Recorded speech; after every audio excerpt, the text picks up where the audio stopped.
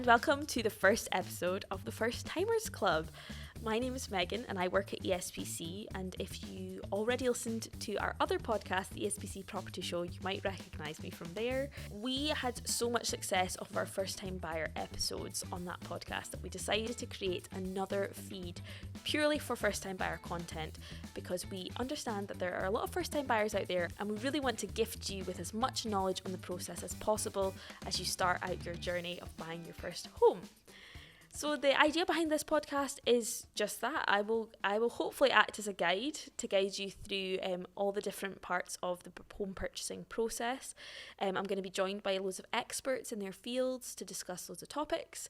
And first up, we're going to be talking about mortgages, because I think as a first-time buyer, that might be your key concern. How much am I going to be able to borrow? What kind of properties can I look at? Can I even purchase a property? So it's really important that you learn as much as you can from a mortgage advisor about affordability and just what the process involves. But this episode is hopefully going to be a really easy introduction into the world of mortgages. In this episode, I'm going to be chatting to a mortgage advisor from ESPC Mortgages. That's David Lauder. Again, if you are a frequent listener of the ESPC Property Show, you will have seen David on the show before. We talk about really basic mortgage knowledge. Things like what is a mortgage, what is fixed rate versus a tracker mortgage, how long should you be taking out a mortgage, loads of things that are just very initial considerations to be thinking about when you are buying your first home. So without further ado, I'm going to pass over to my conversation with David. So David, we're here to chat about first-time buyers and mortgages. So I guess the first thing I thought we could chat through was, what is a mortgage and why do you need one to get a property? A mortgage basically is a repayment vehicle that you need on top of any savings deposit to add together to basically be the finance to help you buy a house. Yeah. Without a mortgage, you would need to just fund the whole purchase with your own funds. So it allows you to do that, and being the repayment vehicle, you have set mortgage payments monthly. If it's a fixed rate mortgage, for example, and you make the payments on time every time over a set period of 25 or 30 years, typically if it's a capital and repayment mortgage, so you're paying part capital and part interest, then come the end of that 25 or 30 years, the balance will be zero and you will be debt free and you'll own the house outright. But initially it is debt that you need to take and piggyback on with your deposit to allow you to have the funds to buy your home. And so what is the process of actually getting a mortgage? How do you get a mortgage? So getting a mortgage basically is you need to deal with a mortgage advisor, preferably independent mortgage advisor. Obviously I'm biased. And you need to gather a lot of personal and financial information, which the mortgage advisor would gather you on, filling in what we call a fact find of all your personal and financial circumstances. And then that allows the mortgage advisor to analyse it, advise you of your borrowing options, present that to you, and then get you what's called an agreement in principle, which in essence is a credit check against you based on the financial profile that you have provided in a scenario. And that allows you, along with a solicitor, to go and offer on a house. And then when you get an offer accepted, that agreement in principle has to transfer to what we call a full mortgage application. Okay. And at a full mortgage application, what in essence you're doing is proving everything you've told us at an agreement in principle. So passport, who you are, payslips, what you earn, bank statements, how you go about your business, and also bank statements to prove where your savings is coming from, which is then assessed by underwriters of the chosen mortgage lender. And provided it's a well-packaged case, you can get a mortgage approved officially within a couple of weeks of when you apply fully for the mortgage. In terms of the whole process, getting an agreement in principle, I would say, provided you get the information and the mortgage advisor's organised, can be done within a week. That lets you go and find your house. Obviously, we don't know how long it'll take you to find your house, but when you get an offer accepted to physically get in the house keys, we normally say about 8 weeks or so, because although the mortgage will take 2 or 3 weeks, the solicitor will still need to take care of all the legalities at their end as well. Yeah, and obviously it's ideal to get the agreement in principle sorted before you start looking, so that because that puts you in quite a good position as well. It does. It'll give the sellers comfort. It'll probably give your solicitor comfort, because a lot of solicitors ask for it. But also, most importantly, it gives you comfort as well, because the one sort of thing that mortgage advisors are blindfolded by is the client's credit score. And that is checking that is acceptable to the lender. I'm not going to lie to you. We do get clients that come to us, I've got an offer accepted, and we know nothing about them. And so we're very much chasing our tail to catching up. Yeah. But in the right order of events, agreement in principle and solicitor is getting your ducks in a row. And in essence, it's sort of like an unofficial overdraft facility, saying that, right, I'm good for this amount of money, provided I can prove everything at full application. Yeah. So it gives you peace of mind and confidence. Yeah. So if somebody's thinking about they're starting their journey to buying their first property, how long should they be thinking about taking a mortgage out for? You know, you mentioned 25 and 30 years. How do you decide the length of time? So that is down to discussions between the mortgage advisor and the client about affordability, looking at their monthly income and expenditure, factoring in all the other regular outgoings, you know, utility bills, food, holidays, clothes, everything, how they live their life. You've got to look at their ages and what age they might want to have the mortgage repaid by, and most importantly, what they can afford monthly and what they feel comfortable about monthly. It's their mortgage, so they're paying it, so they need to feel comfortable, but also as a duty of care from the mortgage advisor, we need to feel comfortable as well.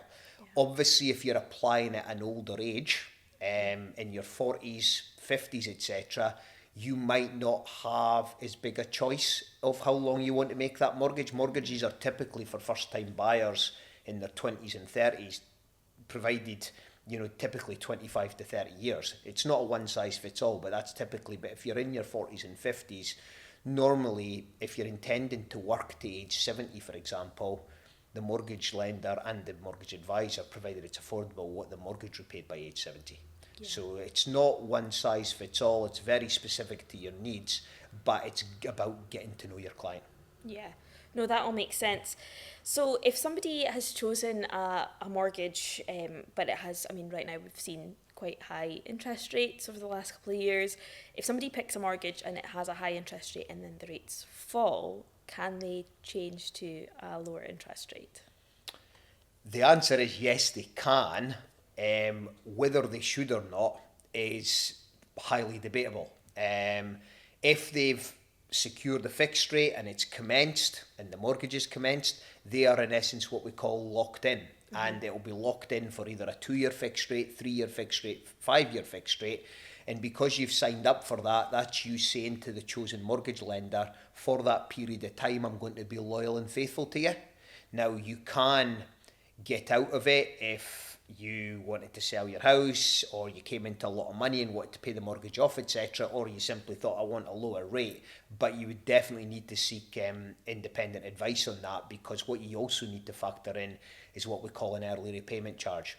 And an early repayment charge is a penalty for you getting out before the end of that fixed rate, and it's typically a percentage of the total borrowing.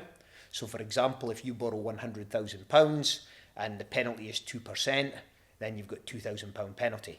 So it's not to be sniffed at. So although the rate may be 1% less, does the new rate justify £2,000? So it's very much specific to your circumstances, but it's also definitely seeking independent advice in regards to that.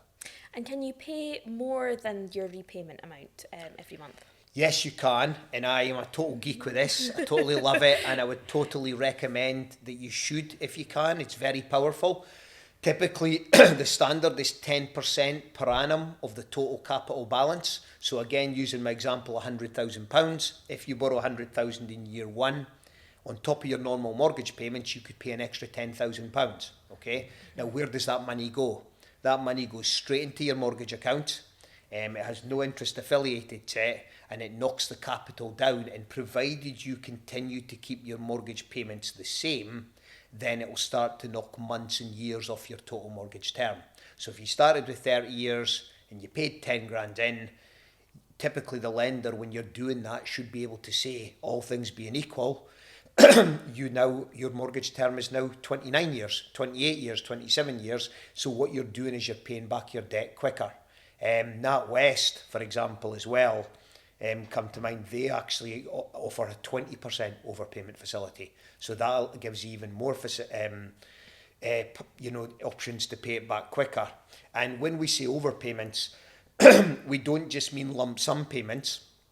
If you don't have a lump sum, you can simply increase your mortgage payments by an extra £100. And again, through time, that will become very powerful, because if you're doing that over 20 years, then you're paying a lot extra, and that is pure capital, which is reducing your debt. Yeah. If you are a first-time buyer and you, for example, take a 30-year agreement on a 2-year fixed rate, and 2 years come to the end, and you're agreeing a new rate, you don't have to stay at 30, you don't have to then be on 28. You can reduce it further if it's more affordable. Absolutely. The initial term of 30 years, as you say, Megan, is not a jail sentence. Okay, it's the term that looked the best for you at the outset, but it is flexible. It can be changed at any time. Typically, it's changed when you come to the end of the deal and you're reviewing things.